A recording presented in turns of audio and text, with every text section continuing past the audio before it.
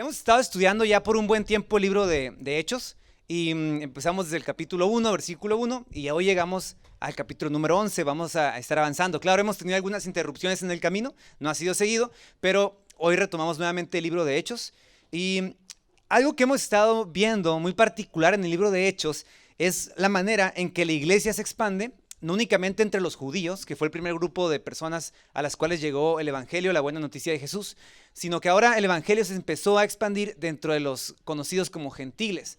Para los judíos, un gentil era una persona, no judía.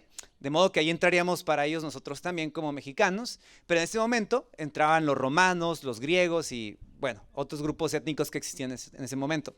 En Hechos 10 pasa algo muy relevante. Hoy estamos en el 11, pero las semanas anteriores, en Hechos 10, vimos cómo el evangelio comenzó a expandirse entre los gentiles, y en particular sobre la familia de Cornelio. Cornelio era un centurión romano, que sería más o menos el equivalente actual a un oficial romano, y vimos cómo el evangelio se entró en él y en su casa. Pero hoy vamos a hablar sobre Hechos 1, 11 al 18. Hechos 11 del 1 al 18. Así que el título de este mensaje es Adoptados por Dios. Antes de empezar a leer y desglosarlo, me gustaría saber qué piensan ustedes cuando escuchan la palabra adopción. La adopción es un tema que de una u otra manera es regular para nosotros. Probablemente algunos de ustedes conozcan personas que adoptaron a alguien, a un niño, a un infante, y a veces ya lo usamos ahorita más como a referirnos a mascotas, ¿verdad? Adopté un perrito, adopté a alguien. La idea de la adopción es tomar a alguien que en cierta manera no es parte de tu familia, pero tú lo incluyes para que esa persona sea, o en este caso a veces la usamos para mascotas, sea parte de tu familia.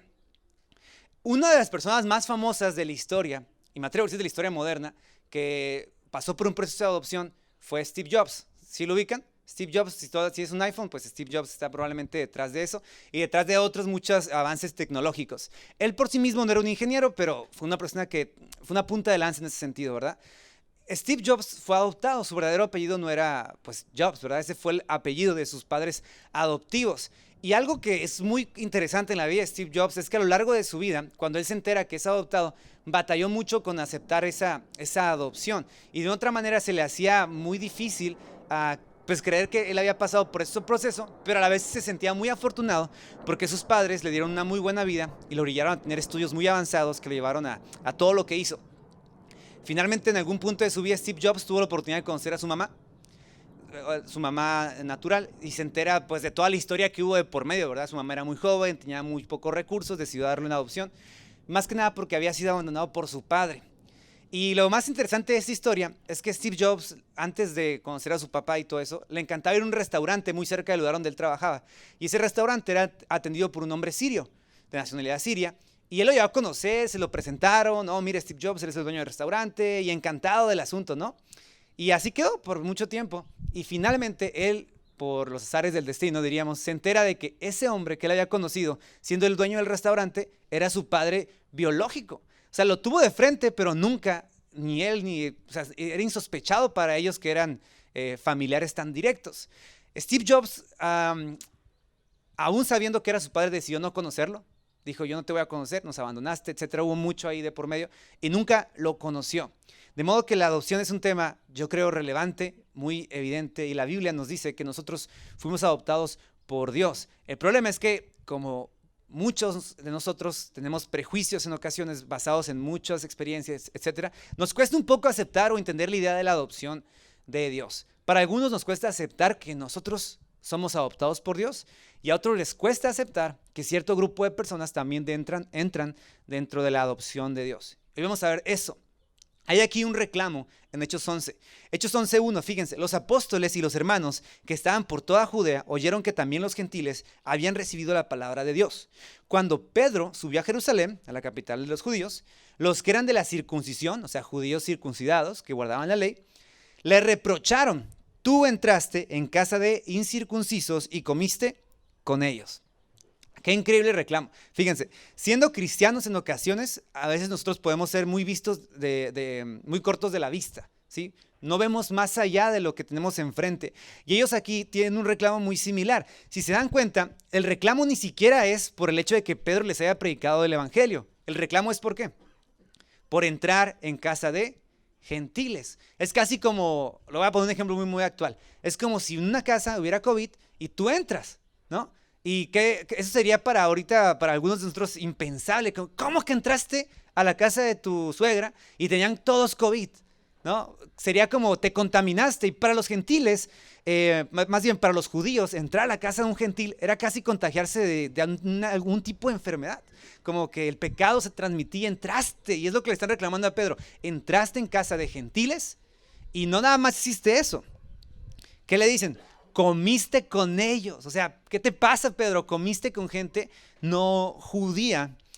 Y el reclamo va más por este lado. Dice, tú siendo un hombre circuncidado, te juntaste con gente no circuncidada.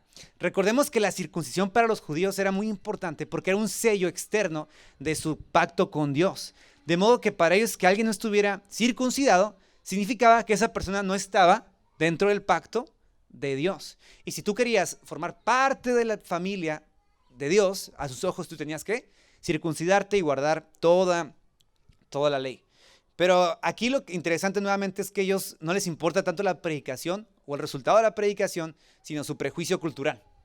Y lo exponen.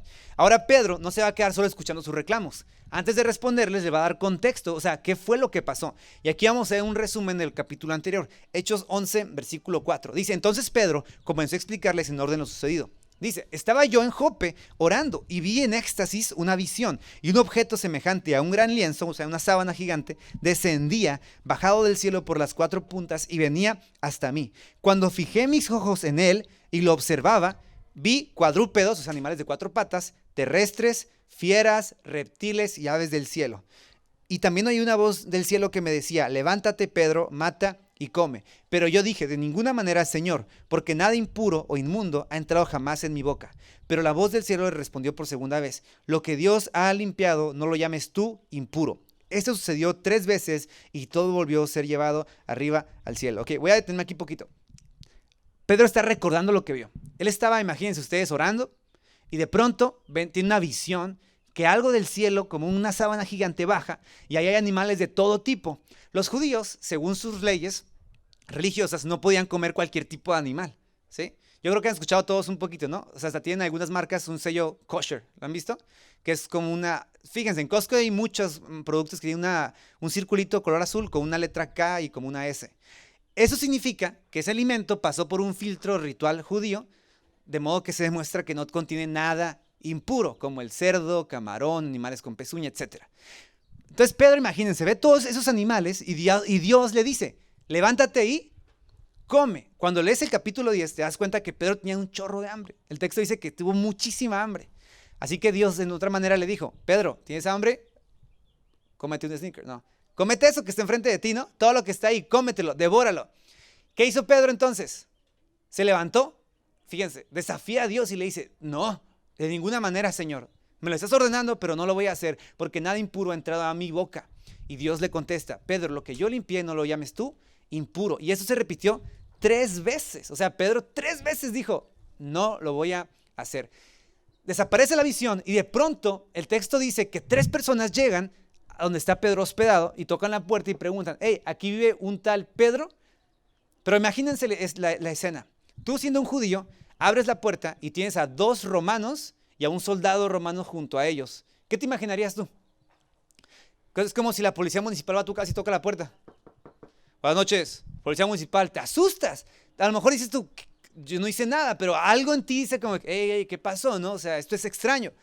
Imagínense, abren la puerta y ven 2 romanos y un soldado romano también y preguntan por Pedro, que era el líder de la iglesia. Seguramente se confundieron mucho. Pero el versículo 11 dice que en aquel momento se aparecieron 3 hombres delante de la casa donde estábamos, los cuales habían sido enviados a mí desde Cesarea. Dios los había enviado. Y el Espíritu Santo me dijo que fuera con ellos sin dudar. Estos 6 hermanos fueron también conmigo y entramos en la casa de aquel hombre. Y él nos contó cómo había visto un ángel de pie en su casa, el cual le dijo, envía unos hombres a Jope y haz traer a Simón, o Pedro, que también se llama Pedro, a quien te dirá palabras por las cuales serás salvo tú y toda tu casa. Ok, no voy a tener mucho aquí. Si quieren ver todo esto, hay una predicación así más detalladita. Pero en esencia aquí hay un nuevo matiz que aprendemos de la historia de Hechos 10. En primera vemos que el Espíritu Santo le dijo a Pedro, no tengas miedo de ir. Pedro no tuvo miedo, pero por si acaso se llevó a otros 6 hermanos. Sí, pues dijo, pues no voy a ir solito tampoco, me voy a llevar otros 6 hermanos. Se va con otros 6 cristianos porque, pues, como dicen, ¿verdad? En bola, pues al menos ahí corres o lo que sea.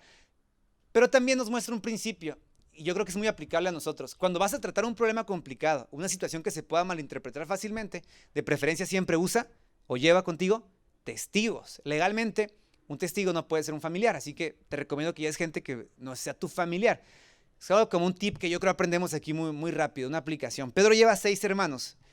Y luego, lo segundo que leemos aquí es muy interesante.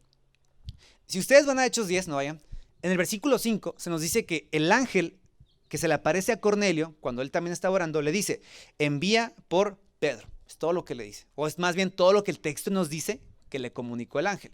Más adelante, en el versículo 22, sabemos que el ángel le dijo a Cornelio que fuera por Pedro, porque Pedro le daría un mensaje. Y cuando Pedro ya finalmente está frente a frente con Cornelio, Cornelio le dice, dinos todo el mensaje que Dios te manda que nos digas. Pero aquí el texto nos dice exactamente qué es lo que escuchó Cornelio. Si se dan cuenta, en el versículo número 14, esto es lo que Pedro escuchó. Perdón, Cornelio escuchó. Envía por Pedro y él te dirá palabras por las cuales serás salvo tú y toda tu casa. Es interesante porque Cornelio, entendamos esto, Cornelio era un soldado romano, un oficial romano. Y los romanos estaban conquistando a los judíos. De modo que para un judío ver a un soldado romano era como despreciable, ¿sí? Era decir, tú eres mi conquistador. Y Cornelio de una otra manera se estaba intentando acercar a Dios. Él estaba buscando a Dios, como a lo mejor nosotros a veces intentamos buscarlo. Pero sentimos que somos indignos o sentimos que hay algo que está estorbando una plena comunión. Cornelio se sentía así porque él era romano y él no estaba dispuesto a circuncidarse y guardar toda la ley. Pero de pronto cuando está orando, Dios le dice que envíe por Pedro porque Dios a través de Pedro le va a dar un mensaje por el cual él se va a salvar y aparte esa salvación se puede extender hacia toda su casa. Así que Cornelio en cierta manera estaba buscando comunión con Dios, pero lo que encontró fue salvación. Estaba buscando cobre, pero encontró oro, tal cual. Aquí Dios le está diciendo, Cornelio, no únicamente te voy a dejar que estés junto conmigo, no únicamente te voy a dejar que tengas comunión o un poquito de cercanía conmigo, yo te voy a salvar. Y no nada más a ti, yo voy a salvar a toda tu casa también al momento que ustedes escuchen ese mensaje. Y una pregunta que nos surge siempre, a mí al menos, es ¿por qué por qué el ángel que se le apareció a Cornelio no le dijo directamente el evangelio? ¿Sí? Yo creo que a todos es como cuando te mandan a la tienda, a ver, mijo, voy a preguntar si hay tortillas, ¿no? Ok. Y luego regresas, no, que si hay tortillas. Voy a preguntar cuánto cuestan. No, pues 14 pesos. Entonces ve y compra un kilo de tortillas. Sería más fácil que desde el principio tenía el billete de 20 pesos. Bueno, ya no cuestan ni 14 pesos, no que estoy diciendo que cuestan 22, 23. Pues sería más fácil que tener el dinero, vas y si hay, ¿qué haces? Lo compras. Y aquí sería muy práctico que el ángel se le aparezca a Cornelio y le diga, hey, Cornelio, este es el mensaje del evangelio. Ta. Pero en cambio le dice, Cornelio, ve y manda por Pedro. Estamos hablando de 12 horas de camino ida y vuelta. Y dile que venga para que te cuente un mensaje que yo no te puedo decir. Pero así pasó, porque nosotros como cristianos somos embajadores del reino de Dios. La comisión es para nosotros, es un privilegio que Dios nos dio a nosotros de poder compartir el evangelio a otros. Por otro lado, si creyéramos a cada ángel que se aparece, eso sería muy peligroso. En Gálatas Pablo dijo, si un ángel del cielo se les aparece y les comunica un evangelio distinto al que les he predicado, eso es una maldición. Y de hecho, muchos grupos sectarios han salido de revelaciones supuestas que un ángel les dio como un camino más iluminado.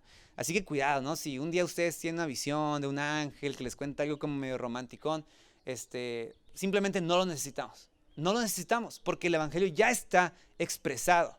Y aquí, otra vez, para mí nos comunica este énfasis de nuevo, que debemos tener cuidado al respecto. Así que hasta aquí vamos bien.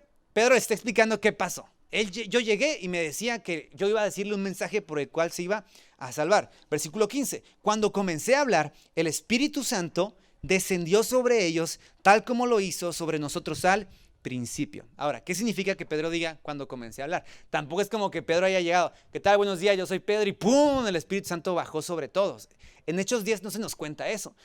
Comenzó a hablar un poco, pero sí les alcanzó a decir un poco. ¿Qué les dijo? Y aquí es cuando empieza Pedro a hablar la respuesta.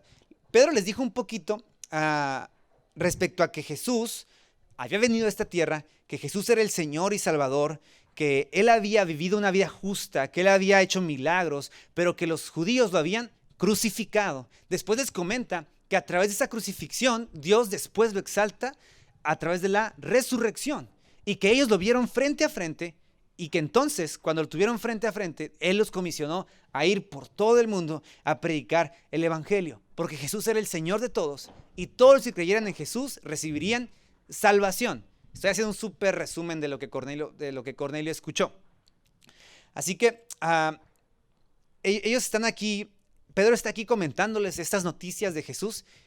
Y yo creo que Pedro, si ustedes retroceden un poquito, se van a dar cuenta que Pedro en otras ocasiones tuvo la oportunidad de terminar sus sermones, o al menos como concluir, y que las otras personas dijeran, hey, ¿qué hacemos? O ¿cómo respondemos? Pero aquí no tuvo oportunidad. Pedro estaba contándoles el Evangelio, y a mitad de predicación, pero si se dan cuenta, sí les contó el Evangelio, la esencia del Evangelio, descendió el Espíritu Santo.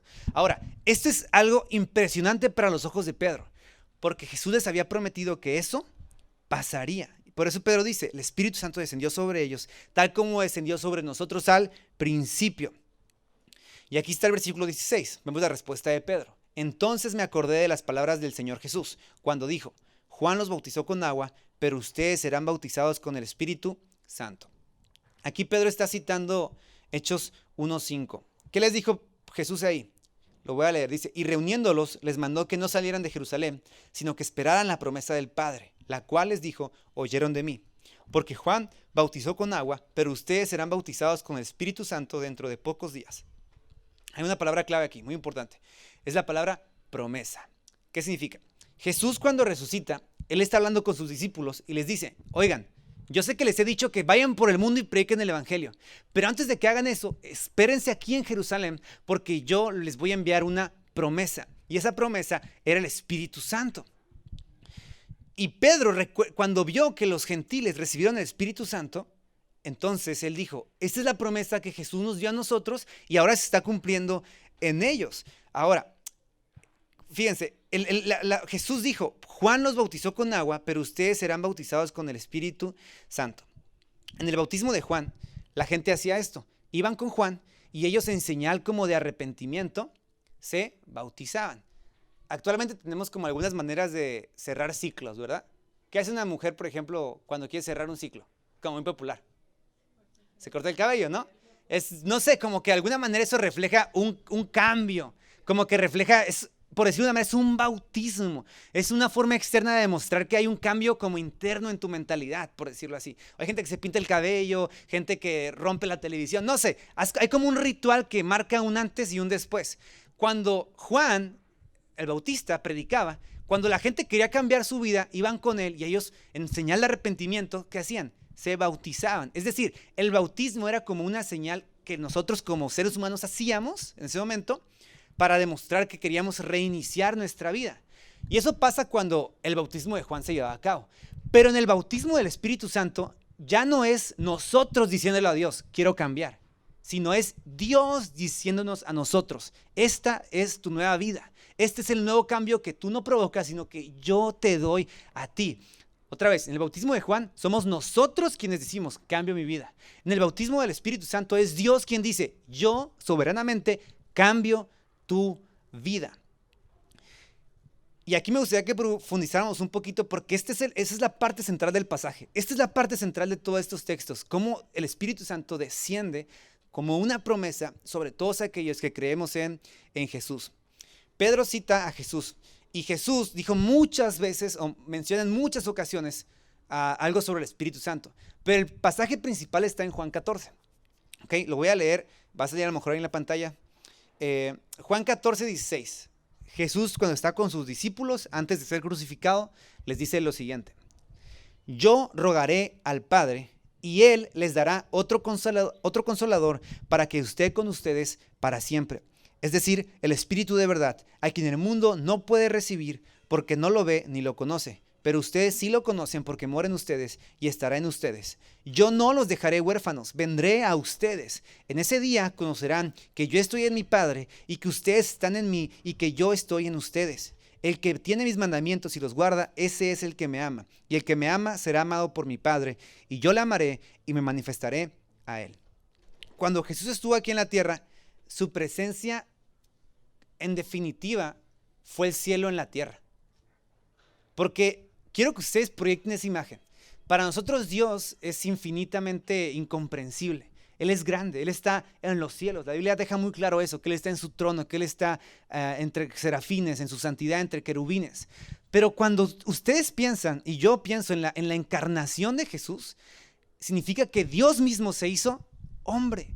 Así que proyecten ese privilegio, tener a Jesús frente a frente, a Dios mismo tenerlo frente a frente, que Él hable contigo, que Él escuche tus sentimientos, que Él te comparta. O sea, tener a Jesús era tener de verdad el cielo en la tierra. Yo mismo me muero por ese día, el día que pueda estar delante de Jesús y poder conocerlo frente a frente. Es el anhelo de todo cristiano, poder tener una comunión tan transparente y materializada con Dios. Y ese es Jesús. Y es increíble porque siendo nosotros polvo de esta tierra, que nacimos de la tierra y que volveremos algún día al polvo, estar delante de la gloria de Jesús debió ser sin duda algo impresionante.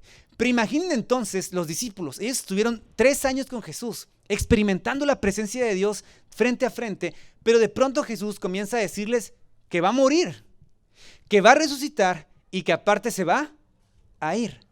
¿Cómo nos sentiríamos? O sea, yo quiero proyectar a los discípulos. Para ellos seguramente fue un abandono tremendo. Esto les trajo un trauma de su existencia, un recuerdo amargo de cómo se sentían antes. Porque los seres humanos, lo aceptemos o no, lo sintamos a veces o no, tenemos una tremenda necesidad de Dios.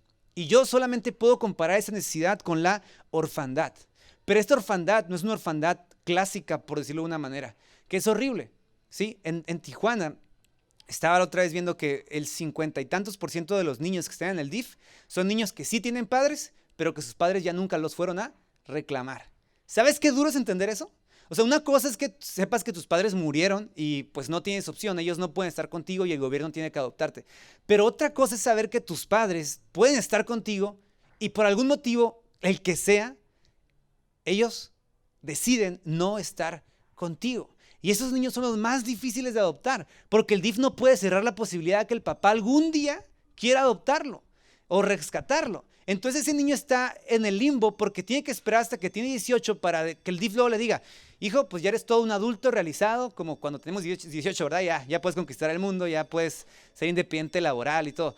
Y te dicen, adelante.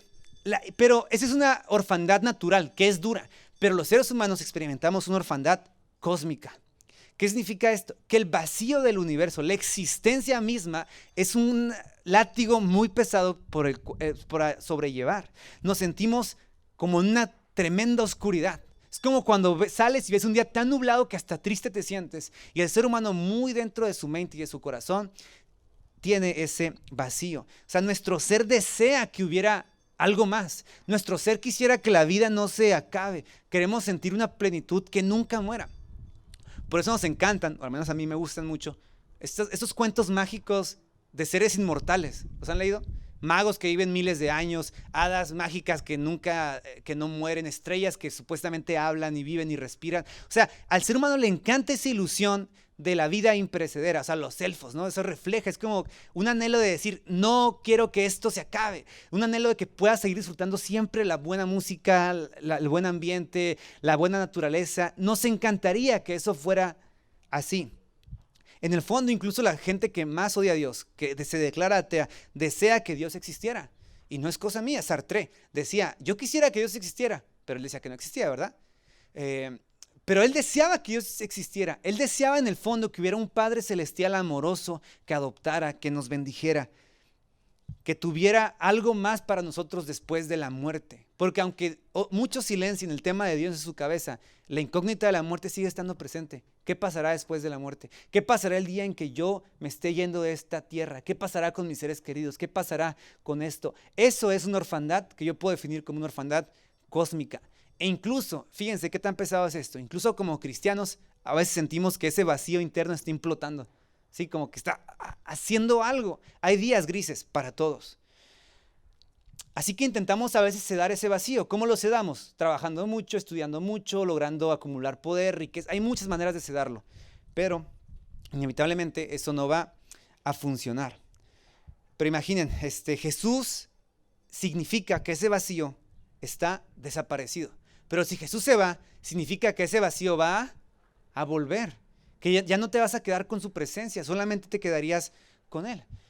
Pero Jesús siempre va un paso más adelante. Y aquí es cuando llega esto que leímos ahorita en Juan 14. Jesús les dice, yo voy a ir al cielo, sí, pero yo voy a rogarle al Padre que les envíe un sustituto, un consolador, al Espíritu Santo. Y a lo mejor los discípulos, al momento de estar escuchando esto de que Jesús iba a enviar un sustituto, ellos decían, pues yo no quiero un sustituto, yo te quiero a ti. Sí, es como cuando compras algo, no sé, en una tienda y luego vas por el repuesto y te dicen, oh, ya no hay, pero te muestro este repuesto marca Patito. Y dices, no, pues ni al caso, ¿no? O sea, no tiene nada que ver con la primera pieza que yo compré o que necesito. Y Jesús, al decirles, voy a enviarles a un sustituto, de inicio podrían pensar ellos, pero te necesitamos a ti, no queremos a alguien más, te queremos a ti. Pero por eso Jesús les dice, es que no va a ser alguien cualquiera, va a ser al Espíritu Santo, es decir, a Dios mismo. Y por eso Jesús les dice, yo no los voy a dejar huérfanos, voy a venir a ustedes. Y eso, amigos, es una gran noticia, porque significa que Jesús no nos va a dejar huérfanos jamás, y que no nos dejará jamás, porque el Espíritu Santo está con nosotros. Y aquí entra Cornelio, porque Cornelio es el tercero en discordia aquí entre los judíos y Pedro, ¿no? Es como la piedrita del zapato.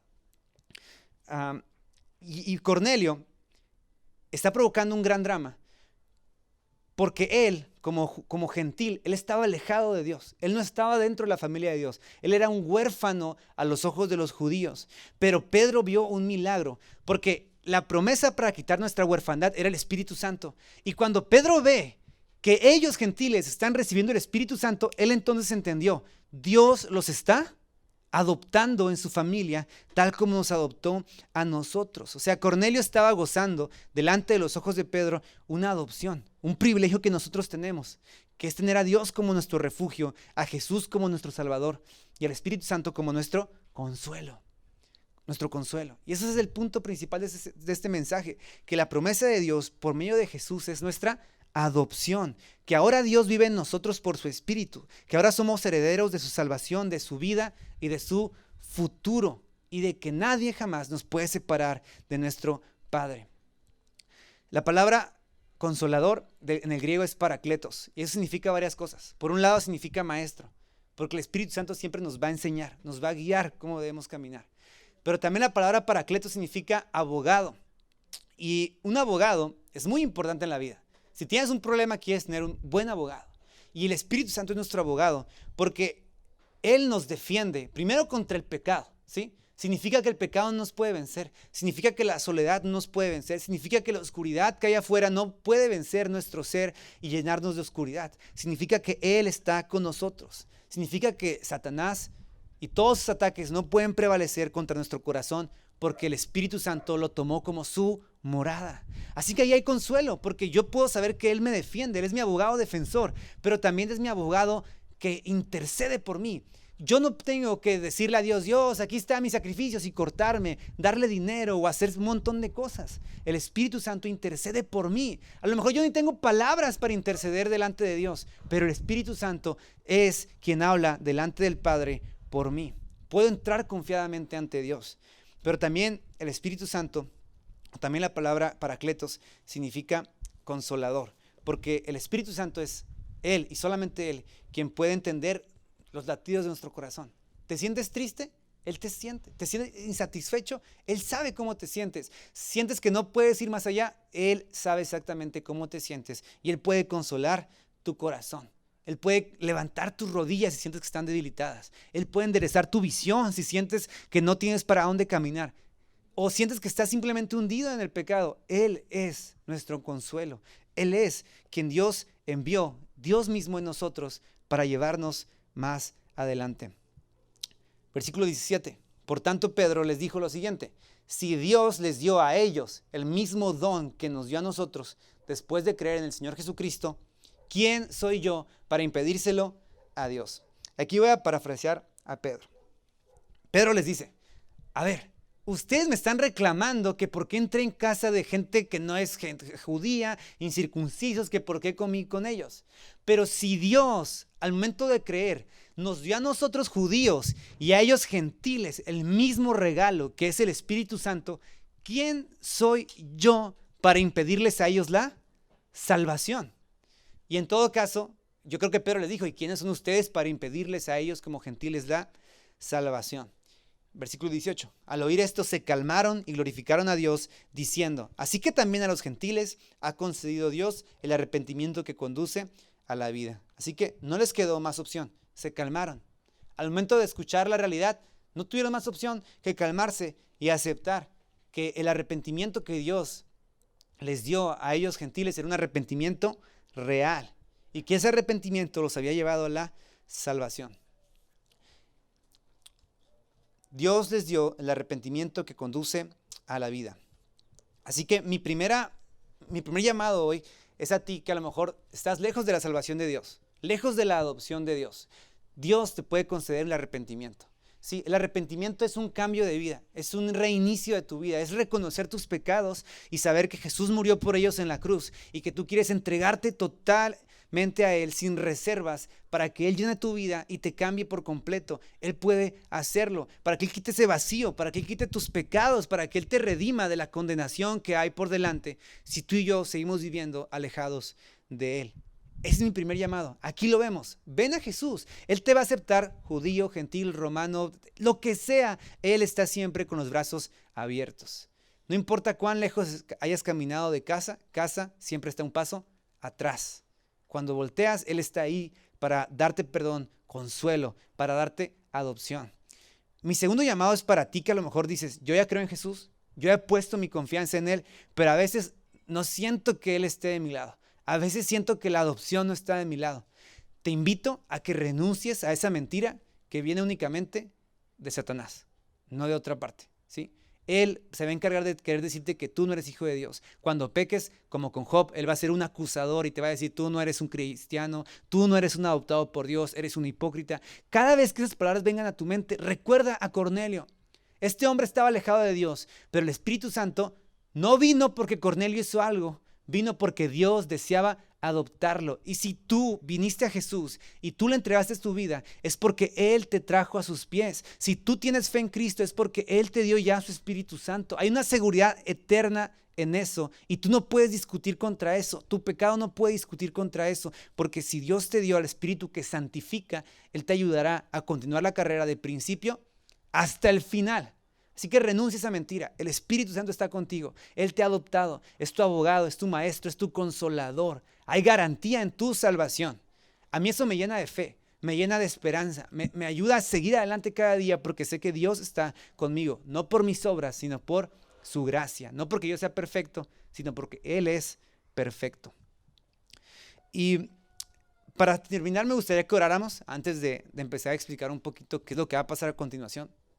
Pidiéndole a Dios esto. Por un lado, si tú quieres venir a Jesús, que se lo digas con tu corazón abierto. No tienes que pararte, gritar, no tienes que hacer nada. Entrégale tu corazón donde estás. Y por otro lado, si tú quieres entender mejor esa adopción, creerla, abrazar con los ojos de la fe esa adopción, también pídeselo. Vamos a orar.